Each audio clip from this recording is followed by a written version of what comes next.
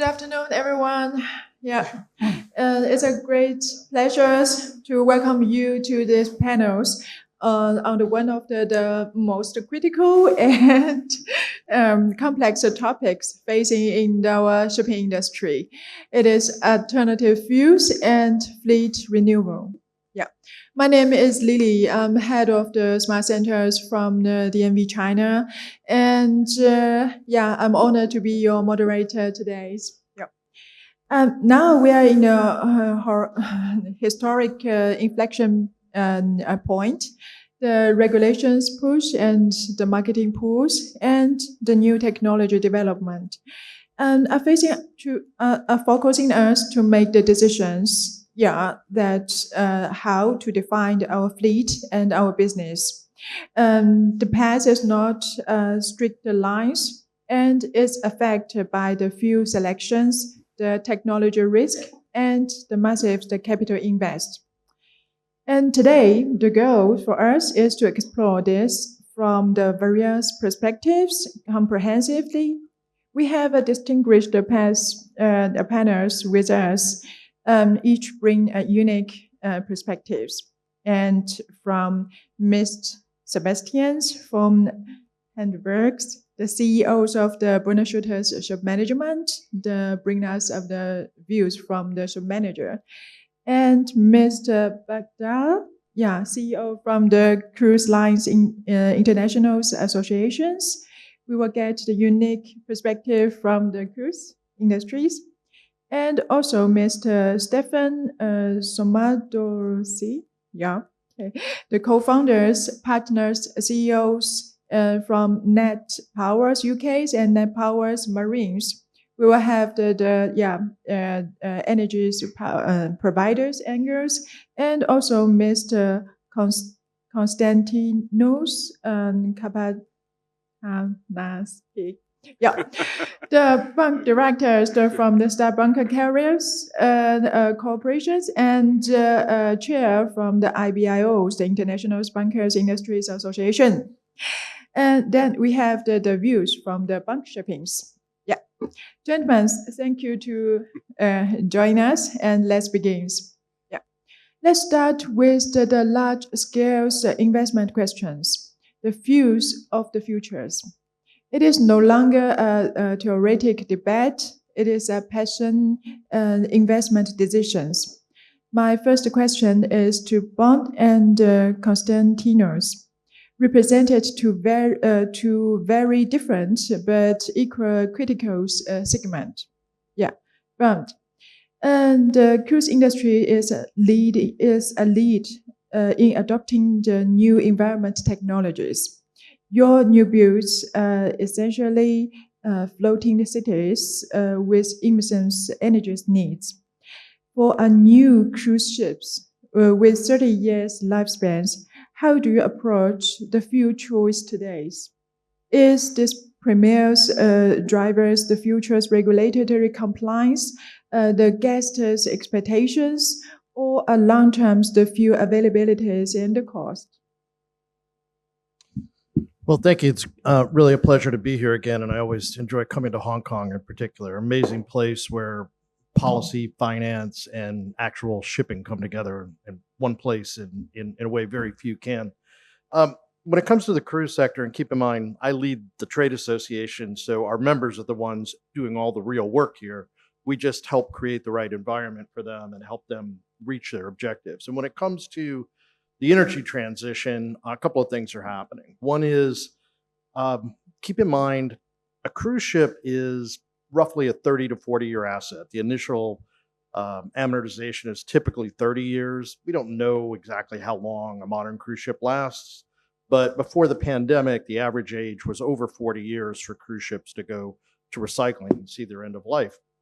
So it really is a long-term asset play, and the biggest of and most technologically advanced of cruise ships can cost close to $2 billion a piece. So these are really, really challenging capital decisions that have to be made on long-term asset plays with a great deal of uncertainty, where the best fuel choice may change throughout the life cycle of the ship as well. So what looks like the best short-term answer or midterm answer may be different for the last 10 or 15 years of the ship's life. So what I'm seeing our members do is invest heavily. First of all, we have an order book. Keep in mind the existing fleet's about 320 ocean-going cruise ships out of maybe 60,000 internationally trading ships that are out there overall. But of that 320, the order book right now is 80 new builds with a combined value of over 70 billion US dollars. And the reason why it adds up to less than $1 billion per ship is some of the ships are small, some of them are real big. But the fact that the ships are so expensive and that they are very much technology driven to try and future-proof them makes it a little bit easier to absorb some CapEx on the front end for fuel flexibility that'll benefit you on the OpEx side throughout the entire life cycle of the ship. So we're seeing members think about not just one fuel to be an alternative, but maybe multiple fuels and building in as much flexibility as they could stomach right now. And how that is happening, and keep in mind, 70 billion in an industry that size is not that big of an industry. Takes a lot of courage and a lot of commitment and a lot of optimism. But that's optimism also from the public investment community and also from the lenders, or it couldn't happen. And so what they are typically doing is building in a lot of flexibility now on the front end, paying for that, and trying to develop multiple fuel sources. We're not hearing a lot of talk about ammonia because when you do the formal safety assessment with a large passenger ship, it doesn't come out very well compared to some other types of ships. I personally think we need as many alternative fuel molecules out there as we could possibly get collectively because we're going to need it to decarbonize as an overall maritime sector. So with cruise, the majority of the new builds are going on a methane track, but I'm not hearing anybody buying an LNG fueled cruise ship saying, yep, fossil LNG, made the investment, we're good. That is not the plan. It's transition to bio and synthetic just as soon as that's available at scale and competitive relative to other options so that it is a long-term genuine pathway to a net zero for them. We're also seeing now methanol ready ships come into the marketplace. The big difference between the two right now is conventional methanol doesn't get you anywhere with decarbonization. It maybe even in some cases sets you backwards, whereas LNG, particularly with the improved performance we're seeing on methane slip, gets somewhere between 8 to 23% life cycle improvement on greenhouse gases today with a lot more potential for the future. But I will tell you, there's not an option out there that's not being considered, but those are the two main ones that we're seeing the investments go into. And I'm proud to say we account for about 80% of the shipbuilding revenue in Europe. Really, without cruise shipbuilding, there almost wouldn't be shipbuilding in Europe. It would be very difficult to sustain all the vendors and the infrastructure it takes. Yeah, okay, thank you. Yeah, then later on we have the questions also for the Constantinos. Yeah, in the bucket. Yeah, okay. In the bucket shippings, the operation profiles and economicals are entirely different as the cruise. Yeah. So, how does the calculus different for bulk carriers? Is that flexible the key, or you are leaning towards specific front runners views? Thank you. Thank you.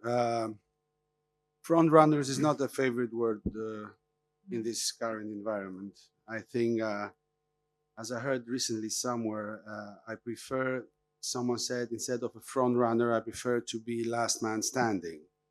And it seems to apply to many ship owners because clarity is certainly missing. So flexibility is the optimum choice. For Starbulk, this is top priority. We need to be flexible, we need to be knowledgeable, and first we need to be certain that any FID, final investment decisions, will be based on specific criteria, and the specific criteria are absent. We have multiple criteria, but most of them are not specific. So in terms of making the move forward, you have various tiers in the ship owning community. You have few who are betting their money on specific fuels. You have others who are opting for the dual fuel vessels in dry bulk shipping always. And you have those who do nothing in terms of new builds or in terms of retrofits, but focus, and rightly so, on improving the energy efficiency of the current fleet. I think one aspect which we tend to underplay is that we have about 100,000 commercial ships around. So we're not magicians, the last time I checked, to extinct them. They will need many years to be phased out. And in the meantime, we need them to move, as the gentleman said earlier, 90% of the global trade. At the same time, we need to prepare for the switch to the new fuels. But we're not talking about the transition alone. We're talking about coexistence. So both traditional fleet and traditional fuels will coexist with the new vessels and the new fuels, which will hopefully be produced in quantities adequate to satisfy the needs of the global fleet. So Starbulk, like most of ship-owning companies, focuses on R&D, focuses on energy efficiency improvements for the existing fleet, and at the same time looks forward and participates actively for the finalization, finally, of the regulations. And because I wear two hats, my Starbulk hat is off and my IBIA hat is on, the International Bunker Industry Association is the global advocate of the marine energy stakeholders, from ship owners to suppliers, upstream, downstream, and having a consultative status at the IMO for over 20 years now. What we see is this fragmentation, which is inevitable because of the delay of the recent pause button in the IMO, will create even greater difficulties for investment decisions by ship-owning companies. Shipping companies, the majority of those who are waiting eagerly to hear what the global level playing field will be, are waiting to see how much it will cost. As I heard yesterday during the opening ceremony, it's a first. Ship owners say, tell us how much and where are we to pay? We are willing to pay, but just tell us where, how much, and where will this money go, and what type of criteria and default, let's say, emission factors will be taken into consideration. And this is what we are waiting, hopefully away from politics, in order to push the start button for real investments. In the meantime, really good and efficient vessels are continuously being built. If one looks at the order book, one notices that. Traditional fuels, fossils are not going away, ladies and gentlemen. Unfortunately, they are here for quite some time now. We eagerly look forward for the other means of energy. We also look forward to seeing whether nuclear will actually play a role. Hopefully, yes. But in the meantime, we need to make our vessels emit much less emissions, so we need to make them much more energy efficient. And in that respect, I believe that dry bulk shipping is a front runner as a whole industry, but it cannot do the extra mile alone. It's a very interconnected industry. Thank you. Yeah. Thank you. I also think that the energy efficiency measures is also quite workable these days for the decarbonizations.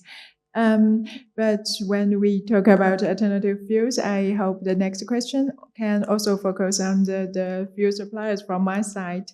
Stefano, this question is for you. That the NatPower Marine is on the front line of creating the green fuel ecosystems. And for your perspective, how is the availability of the alternative fuel supplies in the coming years and the scaling up? If there's a bottlenecks, and what is the biggest bottleneck to scale up, and how we could break it? Well, the good news is that there's none. We are competing for a fuel that by 2030 would not be there.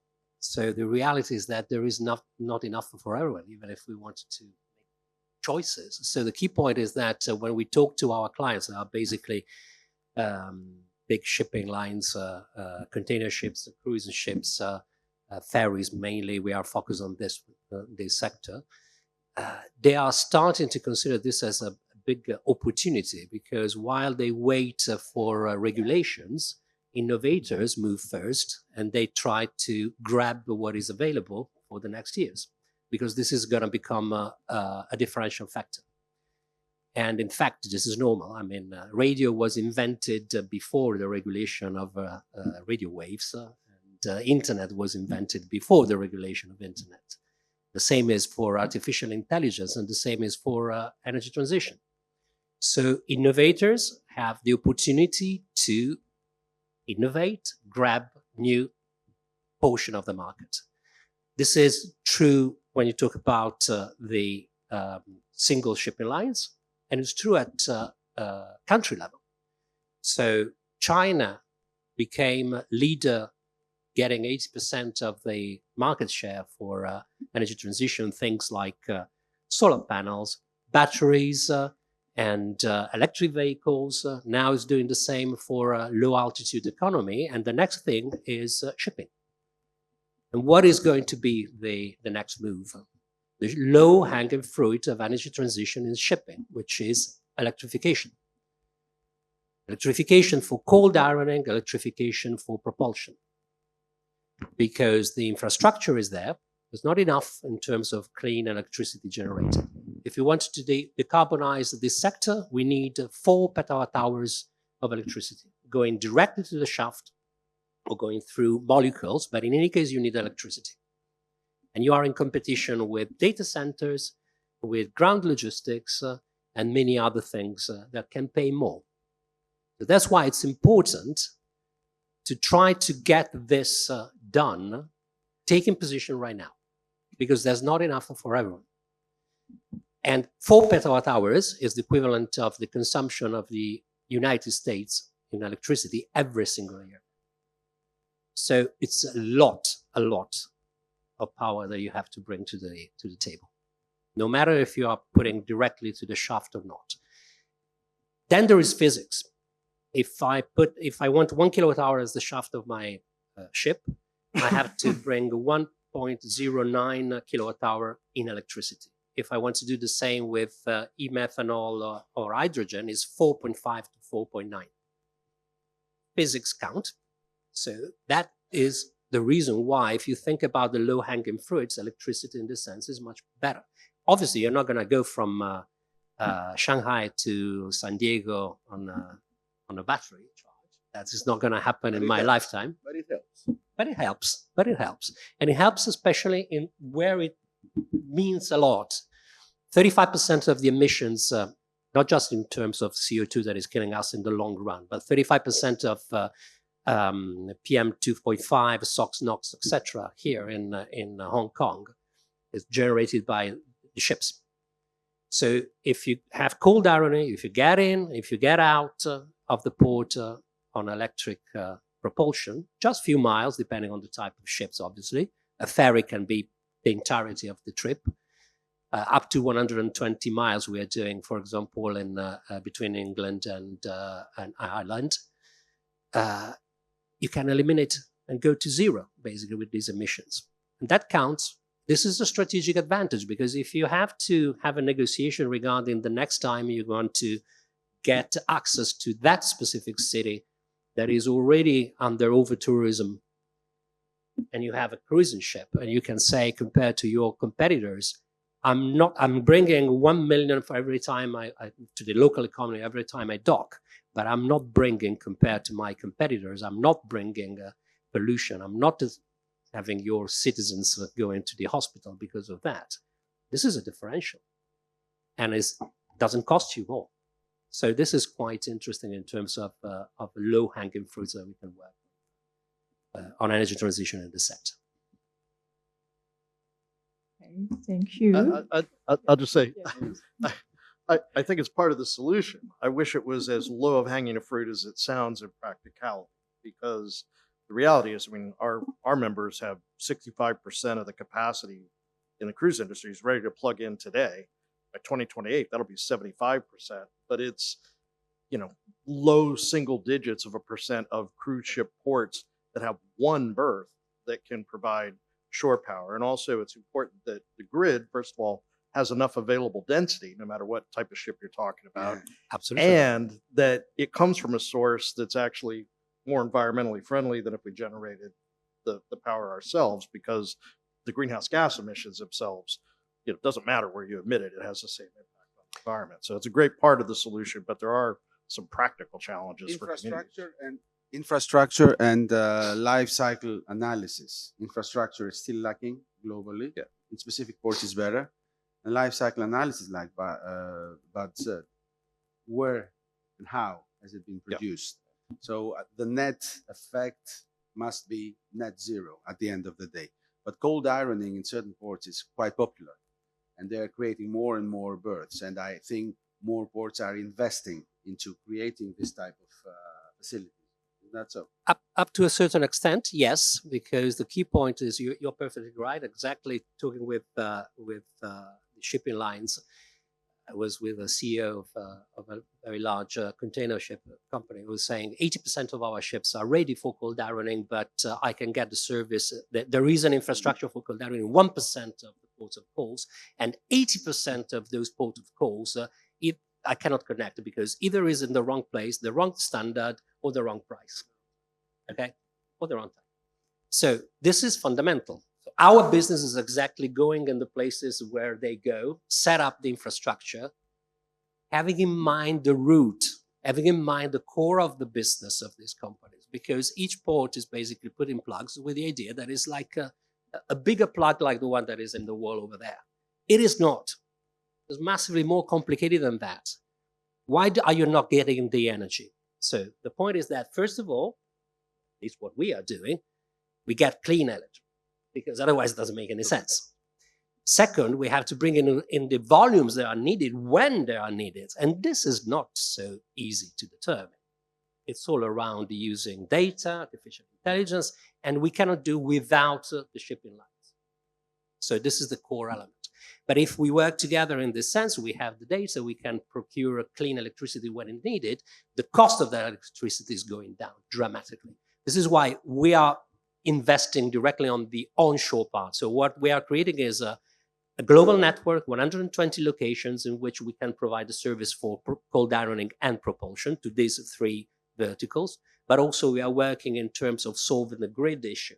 So we are doing our own substations and our own investment, which is never old in some countries, in the UK, for example. In the UK, we have the largest program for battery storage to buy electricity when it's cheap and sell it when it's needed, because otherwise it's not going to work. Would you be interested in hearing the ship manager's view on what you have? Is a fascinating discussion, but if you would allow me, maybe. Yeah, no, actually, yeah, the next question is exactly the same questions that it is to use. That we would like to know that, yeah, we already have the owners' perspectives and the fuel supplies. How is the ship manager thinking about these ways? Thank you very much. Maybe let me jump into your, really, I don't want to take anything away from the discussion you just started. Maybe a word on the ship owners' point of view that Constantinos represents very well. I think we ship managers realize what a tough decision alternative fuels pose for the ship owners. What kind of engine, what kind of fuel, what kind of propulsion to buy is a terribly complicated decision to take. Maybe if you have 900 ships or so, you can just risk it and buy a few here and there. But imagine you are one of our more common customers and you own 10 ships, 8 ships, 10 ships. You get one of these orders wrong, fundamentally wrong, it can really sink you as a company. So what can we as the ship managers do in all of that? Our challenge is a bit different from the challenges of the ship owners. It's wider.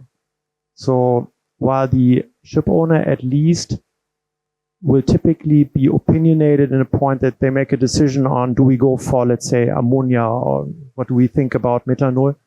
They will take one decision. As ship managers of scale, we have to be ready for every alternative fuel, be it nuclear, be it ammonia, be it methanol. So we have to go broad and be in time for when these engines are coming, especially ammonia. Methanol is already there. So what are our responsibilities in all of that? I'd say our main responsibility is the safety of our crew. The reality is, without safe crew, there is no ship management. End of story. Second responsibility is the asset preservation for our customers, the ship owners. It's all about operating their ships. And I'd say, and I see a third responsibility, and that is towards the wider industry. I think we should all be aware that if something goes horribly wrong in the initial stages, let's say with ammonia, this could bury the entire technology. One big incident in the first 1 or 2 years or so could put an end to it. So there's a responsibility regarding that as well. And just to wrap it up, what do we do about it? On the safety of the crew, it's about training. Clearly, we have to talk, and we talk to the engine makers. They come with a host of training that they're keen on selling also. We have to realize where are the limits of these maker trainings. And doing that with WinGD and Evelyn's, as we call them, MAN sometimes. And we realize there is a huge training field, namely the emergency response, the firefighting that is uncovered. In IMO, SDCW, they talk about the competencies that takes a long time. The engine makers prepare sort of engine equipment relevant training. But the emergency response and the firefighting is really left to the training community. That's us to a big deal as the ship managers of scale.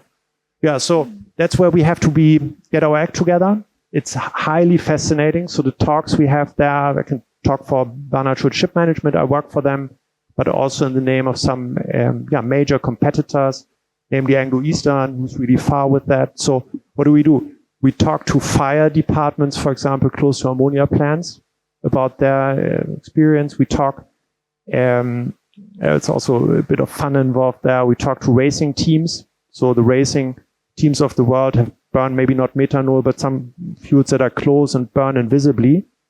And we talk to them about sort of how to mitigate the exposures that are there. And maybe finally, my message to the ship management community is this is not going to be any template training. This is not generic at all. But we realize sort of ammonia, methanol, certainly nuclear if it comes, that will require ship-specific trainings. You have to figure out what sensors do you have. So CMB Tech, for example, they put 60 ammonia sensors all across the ships. You have to know the make and model. You have to know the PPE on board, so everything has to be very precise and ship specific. The time for more generic courses will come later. Yeah, that's what I had. Okay, thank you. That is exactly the first round of questions. And as the recommendations from our panelists, we will open for the questions for the audience. So if we have some questions from your all, we could, hands up? Yeah. Do we have a microphone? Yeah. Sorry, excuse me. We have a microphone there for our audience. Greyhound somewhere. Or maybe just try it loud. Yeah, probably won't work. Just come soon. Microphone. Yeah. Who knew there might be questions? You will be the next. Yep. Okay. Yep. And then here, over here as well. Hi, good afternoon. Andrew Bardson from CLP. CLP is the major power utility in Hong Kong. I just want to add to some of the comments that Stefano mentioned earlier. So when we look at the magnitude of some of the investments required for shipping to switch to green fuels, to look at power, I think it's also important to note that what you see from the shipping industry's perspective is potentially cross-port infrastructure, the last miles, tens of millions of US dollars. Sounds like a lot. As Bud was saying, it only makes sense to electrify if the fuel you're burning at the power plants is lower than the fuel that you're burning on board. Where we have a fuel mix like we do in Hong Kong, which includes nuclear, includes RE power, that takes 8 to 10 years of planning and billions of dollars worth of infrastructure and capital investment. So where it is present, I would argue electrification should be taken as a priority. We had a question over here. Nick. Yeah, question.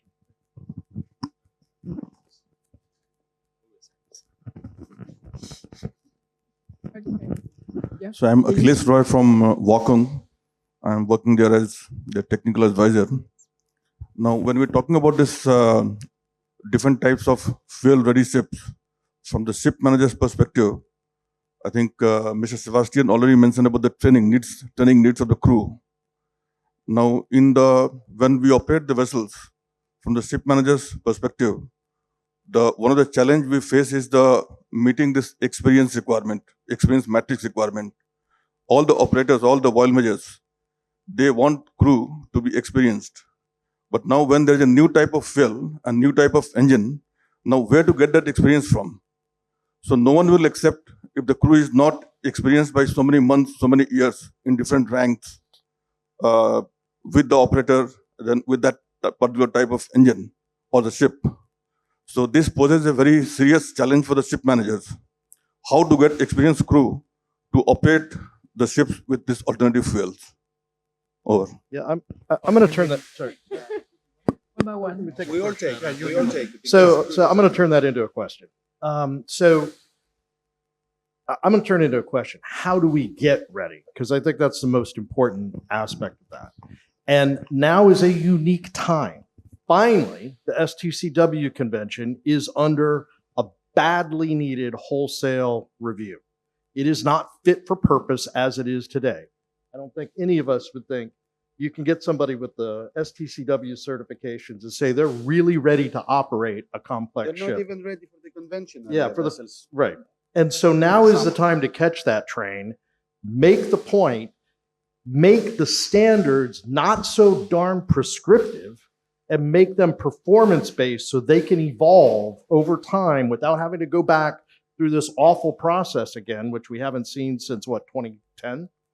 And try and do that again to try and get it right. Because the technology is going to continue to evolve faster. The equipment's going to continue to evolve faster than the training standards ever could if they're written the way they are today. So I would say it's a great opportunity. We need to seize it because I don't believe this energy transition can happen without our seafarers being properly trained, properly recruited, and retained. But I am certain it cannot be done safely without that happening. And I don't think we should ever forget that. Sorry. No worries. Yeah, thanks, Bud. I'd like to extend the challenge. We shouldn't only look at how do we get crew on board, but also how do we get crew to raise the hand and step forward when it comes to these new technologies. So asking a crew member to work on one of the first ammonia ships is not a small ask. So we should not forget it's also their decision, and they will say yes only if they feel safe with us. On the first part of the question, I would say ship management, at least the ship managers at scale who typically come with gas expertise and some makes a bigger crew pool, etc. There are some advantages that these third-party ship managers with scale bring in these situations. We typically have the financial power to invest into the systems, into the expertise, etc. up front. Be there for you, the ship owners, and sometimes, quite often actually, we then also have crew that may qualify for new technology. I know that the actual question was about the regulators, and the reality is I have also not yet really managed to convince, let's say, MPA in Singapore to take a slightly different approach to their initial stance on the qualification. But I know they hopefully, as other regulators worldwide, will take a step towards practicability at one point. Yeah. If I may add to the ship owner's perspective, because we manage our whole fleet internally, and we have a pool of about 3,000 seafarers ourselves. I think I will start from your last point, Sebastian. I think Singapore is progressing quite fast in the sense that they are reviewing their training standards, and they are cautiously but carefully proceeding to changes. I think recently GCMD also issued some reports regarding safety. And I think other jurisdictions will do as well. But first, the badly needed review, which Bad said, is definitely the first step. The problem with seafarers these days is that they feel rightly so very insecure, even when dual fuel vessels come in. So the first priority is not to order a ship, but first to see whether you will have experienced enough crew to board the ship. And by experience, I don't mean practical experience, because obviously these ships are new. But there are hundreds of training centers, both private and funded or organized by engine makers, and they need to provide at least this simulation experience. It's only when we have trials of specific vessels. So for ammonia, you mentioned ammonia, Sebastian. The engine is ready, but first we need to see successful trials. I'm not talking about a few days trials, I'm talking about a few months trials. And then gradually a new pool of seafarers will come. This is why the delay will be even longer after the regulations. But crew is number one priority, which is very often underplayed by many stakeholders. So I agree with you that we should look at this. Yeah, thank you. I think this is a quite good questions that the most of us want to answer these questions. Yeah, thank you. Then there's another 3 minutes. I'm thinking about we can accept the last questions. Is there any questions from your all? Yeah, please. Thank you. Just one point to you all. Well, first thing, Bud, you mentioned that the cruise ships aren't very keen on ammonia. We've talked to Carnival, for example, and their big group said they wouldn't have it anywhere near their ships at any time at all, ever. Too dangerous. One thing happens, then the whole cruise line closes down, and that's the end of it. But I was thinking on the training.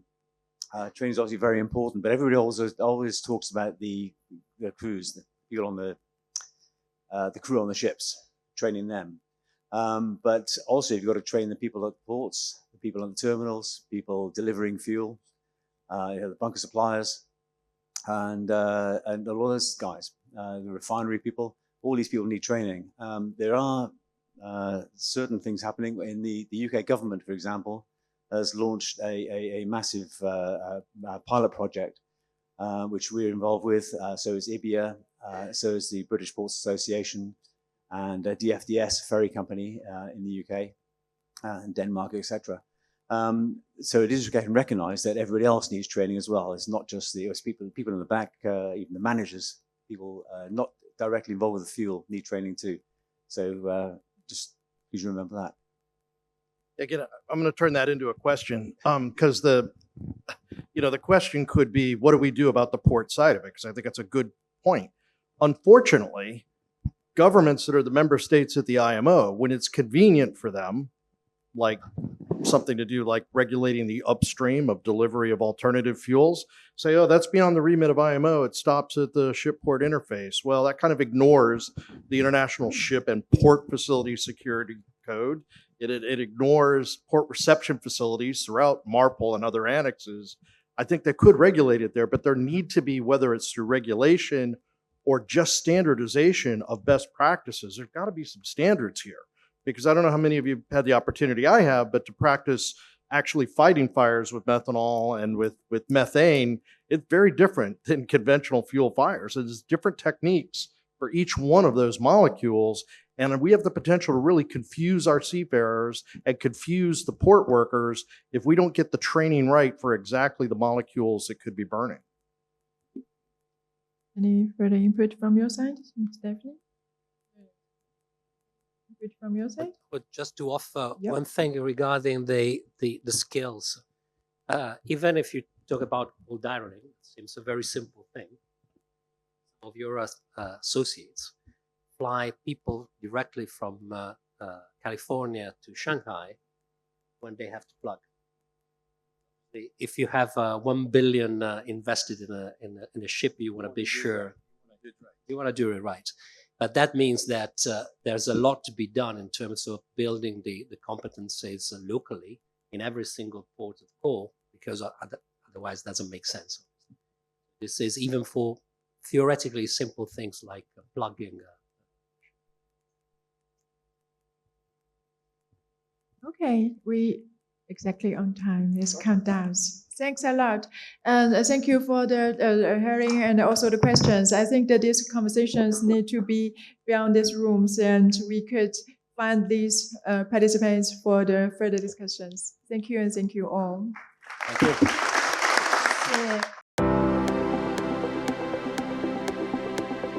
Yeah.